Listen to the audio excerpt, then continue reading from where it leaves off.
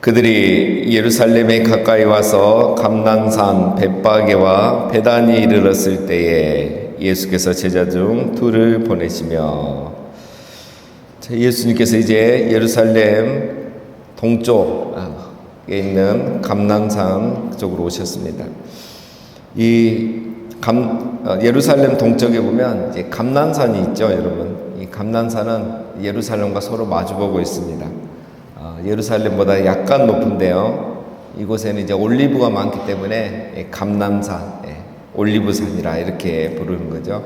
이 감난산 기슭에 보면 이제 베다니와 벳바게라는 이 마을이 있습니다. 그리고 이 마을 사이에 이제 기드론 골짜기가 있고요. 이 기드론 골짜기를 이제 쭉 따라가면 예루살렘의 양문이라는 곳이 나옵니다. 우리 스데반 여기서 죽음을 당했던 것이죠. 그래서 이 양문을 통해서 이제 예루살렘에 이렇게 빠른 길로 들어갈 수가 있습니다. 자, 이 베다니, 감난산에 있는 이 베다니는 특별히 감난산 동쪽에 위치해 있고, 거기는 이제 우리가 잘 알고 있는 나사로와 마리아, 마르다가 사는 동네이죠. 그래서 이 베다니에서 예수님이 죽은 나사로를 살리시기도 했습니다. 아마도 예수님은 마지막 이 고난 주간, 한 주간을 이 감난산 베다니에 있는 나사로 마리아의 집에 머물면서 아침이면 성전에 가시고 예루살렘에 가시고 또 해가 지면 이쪽 감난산에 오시고 마리아의 집에 있고 또는 감난산에서 이렇게 기도를 하시면서 한 주간을 보내신 것으로 우리가 그렇게 생각하고 있습니다. 2절, 이르시되 너희 맞은편 마을로 가라. 그리로 들어가면 곧 아직 아무도 타보지 않은 나귀 새끼가 매어 있는 것을 보리니 풀어 끌고 오라. 마태복음에 이 본문이 또 나오는데요. 마태복음에 보면은 예수님께서는 지금 보면 나귀 새끼 하나만 있는 것처럼 이렇게 말씀하시는데, 마태복음에 보면 어미와 나귀 새끼가 함께 있는 것을 우리가 알 수 있습니다. 자, 그러면 보통 이제 어미를 데리고 오라고 하죠. 어미가 아무래도 숙련됐고 이렇게 타기도 좋죠. 그런데 새끼를 데려오라고 합니다. 우리 예수님은 평소에 걸어 다니셨죠. 지금까지 뭐 나귀를 타고 이렇게 다니셨다는 얘기는 없습니다. 그런데 우리 예수님이 이제 예루살렘에 와서 이렇게 드디어 나귀를 타시는데, 이제 높은 분, 또 왕, 이런 분은 나귀와 말을 타잖아요. 근데 예수님이 지금까지는 걸어 다니시는데 이제 예루살렘에 와서 나귀를 타신다는 겁니다. 그것도 어미 나귀가 아니고 새끼 나귀. 새끼 나귀 중에서도 사람이 타보지 않은, 한 번도 사람을 태워보지 않은 그런 나귀 새끼를 타고 들어가시겠다는 겁니다. 예수님이 갑자기 이렇게 하셨을까? 이제 힘드실까요? 다리가 아프셨을까요? 그렇기보다는 스가랴 9장 9절 말씀을 성취하시기 위해서입니다. 스가랴 9장 9절에 보면 시온에 따라 크게 기뻐할지어다, 예루살렘에 따라 즐거이 부를지어다. 보라, 내 왕이 내게 임하시나니 그는 공의로우시며 구원을 베푸시며 겸손하여 나귀를 타시나니 나귀의 작은 것 곧 새끼 나귀니라. 나귀 새끼니라. 이 스가랴 9장 9절에 보면 예수님께서 이 나귀 새끼를 타고 예루살렘에 입성한 얘기가 되어 있는 거죠. 오늘 예수님은 이제 이걸 성취하기 위해서 나귀를 타고 가시는 겁니다. 보면 우리 예수님에 대해서 스가랴 9장 9절에 보면 세 가지를 얘기하죠. 공의로우신, 이 왕은 공의로운 왕이다. 여러분, 세상의 왕, 세상의 권력자는 공의롭지가 못하죠. 왜냐? 항상 이년이 있고 학연이 있고 그렇죠. 또 뇌물을 받게 되고 어쨌든 돈을 받게 되고, 그래서 공의롭지가 못합니다. 그러나 우리 예수님은 그런 게 전혀 없기 때문에 공의로우시죠. 그 다음에 두 번째 보면 구원을 베푸시며, 예수님은 구원자로 이 세상에 오신 거죠. 혁명가로 오신 게 아니고 구원자로 오신 겁니다. 그리고 이제 세 번째 강조가 이제 오늘 본문과 연결된 거죠. 겸손하여 나귀를 타시나니.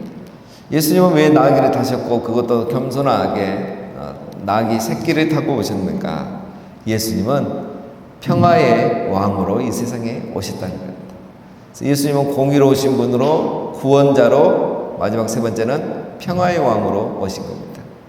예수님은 평화의 왕으로 이 땅에 오신 겁니다. 즉 이 말은 이 땅에 평화를 주기 위해서, 평화를 이루기 위해서 오셨다는 거죠. 그래서 이분은 평화란 것은 여러분 권력과 힘으로 되는 게 아니죠. 왜 이 세상에 전쟁이 끝나지 않습니까?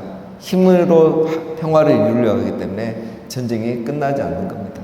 그래서 우리 예수님은 힘이 아니라 겸손의 왕으로 오신 겁니다. 겸손의 왕으로 섬김으로 대속물로 자기를 내어줌으로 이 땅에 평화를 이루게 오신 거죠. 그래서 나귀 새끼를 타고 지금 입성하시는 겁니다.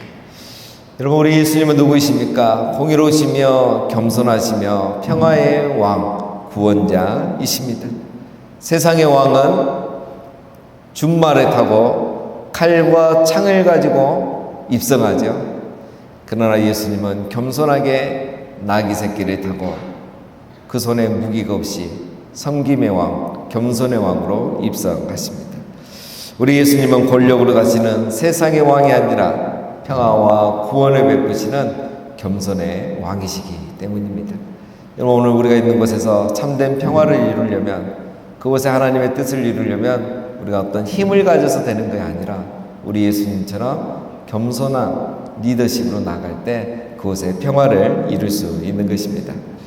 자, 3절. 만일 누가 너희에게 왜 이렇게 하느냐 묻거든 주가 쓰시겠다 하라. 그리하면 즉시 이리로 보내리라 하시니 제자들이 가서 본즉 나귀 새끼가 문 앞 거리에 매여 있는지나 그것을 보니. 제자들이 받을 질문이 뭔지 해야 될 답변이 뭔지도 예수님이 다 알려주십니다. 당연히 가서 나귀 새끼를 풀어서 가려고 하면 나귀 주인이 왜 이렇게 하느냐라고 묻겠죠. 왜 이렇게 하느냐라는 말은 아니 어미도 있는데 왜 새끼를 풀어서 어디에 쓰려고 하느냐 이 말입니다.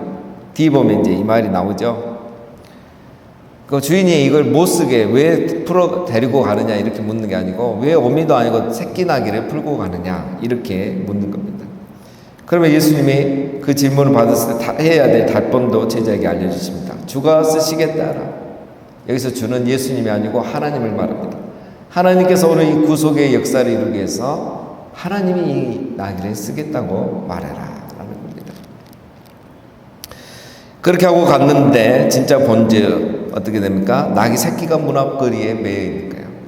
근데 마태복음에 보면 이제 어미와 새끼가 함께 매여 있었습니다. 자, 이제 제자들이 예수님 시킨 대로 나귀 새끼를 데리고 오려고 하는 거죠. 5절. 거기 서 있는 사람 중에 어떤 이들이 이르되 나귀 새끼를 풀어 무엇하려느냐 하매 제자들이 예수께서 이르신 대로 말하는데 이에 허락하는지라. 예수님 말씀하신 대로 질문이 나왔고 이 사람의 질문은 이제 이거죠. 나귀 새끼를 풀어가지고 어디에 쓰려고 하느냐. 어미를 데리고 가야지. 이런 말로 물어본 겁니다. 제자들은 예수님이 가르치는 대로 주가 쓰시겠다 이렇게 말을 했죠. 앞뒤 없이 그대로 했습니다. 그러니까 이 나귀 주인이 아무 말 없이 그냥 풀어줍니다. 마태복음에 보면 어미 나귀도 함께 풀어주겠다고 되어 있습니다. 자, 오늘 이 본문에 보면 여러분 주가 쓰시겠다 하니 그냥 허락했어요. 이 순간 이 새끼 나귀 새끼는 어떻게 됐습니까? 겸손의 왕이신 예수님을 태우는 영광스러운 나귀가 된 것입니다. 그렇죠? 나귀 주인은 또 그 영광스러운 나귀의 영광스러운 주인이 된 것입니다. 자, 7절. 나귀 새끼를 예수께로 끌고 와서 자기들의 겉옷을 그 위에 얹어놓음에 예수께서 타시니. 자, 사람들이 이제 반응을 하죠. 먼저 자기들의 겉옷을 그 위에 얹어. 여기서 자기들은 제자들을 말합니다. 나귀는 있지만 나귀 위에 안장이 없죠. 왜냐하면 사람이 한 번도 타보지 않은 나귀예요. 그러니까 안장이 없겠죠. 그 위에 바로 앉을 수는 없잖아요. 그래서 자기들의 겉옷을 벗어서 그 위에 올려놓습니다. 뭐 이유는 여러 가지죠. 진짜 안장이 없기 때문에 그런 것일 수도 있고, 또 하나는 예수님의 말씀대로 다 됐잖아요. 가니까 새끼가 있고 나귀 새끼가 있고 또 주인이 똑같은 말을 묻고 우리가 그렇게 말하니까 그냥 허락해주고, 이걸 보면서 예수님에 대한 또 신적 권위를 느꼈겠죠. 그래서 그 예수님 왕으로 생각하고 이분이 이제 뭔가 큰 혁명을 이룰 걸 생각하고 알아서 이렇게 한 것도 있습니다. 자, 두 번째 8절에 보면 많은 사람들은 자기들의 겉옷을 또 다른 이들은 들에서 벤 나뭇가지를 길에 펴며. 자, 많은 사람들은 자기들의 겉옷을 벗어서 길에 깔고 또 나뭇가지라고 했는데 이거는 종려나무 가지를 말합니다. 종려나무 가지를 이제 그 앞에 깔고 그것을 밟고 지나가게 하는 거죠. 여러분, 이건 이 종려나무 가지를 깔은 이유는 이 종려나무 가지는 이제 승리를 상징하죠. 그래서 요한복음에도 보면 하나님의 백성들이 흰 옷을 입고 그 손에 종려가지 나무를 들고 하나님을 찬양하고 예배한다 그랬죠. 이 환난의 시대에 믿음으로 끝까지 인내하여 승리한 성도들이 하늘에서 종려가지 나무를 들고 하나님을 찬양한다 이거죠. 그 승리의 상징이 바로 이 종려가지 나무를 들었다는 겁니다. 자, 예수님이 가시는데 왜 종려나무 가지를 이렇게 바닥에 깔아놓느냐? 그들은 생각합니다. 예수님이 로마로부터 이제 우리를 승리하게 할 거란 걸 예상한 거죠. 여기에는 역사적인 배경이 있습니다, 여러분. 유다의 마카비가 이제 이스라엘이 헬라 시대가 끝나고 이제 헬라가 4개로 나눠지면서 그 중에 하나의 나라에 지배를 받았죠. 그때 가장 악한 왕이 저 북쪽의 셀루쿠스 왕이었죠. 에피파네스 왕이라고. 이 왕의 박해를 엄청 받았어요. 그런데 이 마카비가 이제 그것을 이 다니엘의 말씀을 믿고 이렇게 승리를 한 거죠. 그래서 혁명을 일으켜서 유일하게 이스라엘이 1800년 박해 기간 동안 나라를 이뤘는데 유일하게 이 100년을 독립을 하게 됩니다. 그래서 약 100년 동안 이 독립 왕조를 세웠던 거죠. 그 일을 누가 했냐면 이 마카비가 했습니다. 그래서 이 마카비가 승리하고 나서 예루살렘에 입성할 때 주전 164년인데요. 그때 사람들이 종려가지 나무 가지를 바닥에 깔고 그걸 흔들면서 이 마카비를 환영했던 것이에요. 그러니까 지금 예수님이 예루살렘에 들어가니까 그런 의미로 생각하는 거예요. 이제 이 예루살렘과 이스라엘을 저 로마로부터 독립시켜줄 승리의 왕으로 제자들과 많은 무리들이 생각을 했던 것입니다. 그래서 9절에 말하죠. 앞에서 가고 뒤에서 따르는 자들이 소리 지르되 호산나 찬송하리로다 주의 이름으로 오시는 이여. 이분이 메시아니까 이제 우리를 구원하소서. 호산나. 어디로부터? 죄가 아니고 로마로부터. 우리의 이 힘든 삶으로부터 우리를 구원하소서. 이렇게 말한 겁니다. 예수님이 구원하기 위해서 오신 건 맞지만 스가랴 9장 9절 말씀처럼 우리를 죄와 사망으로부터 구원하기 위해 오신 거죠.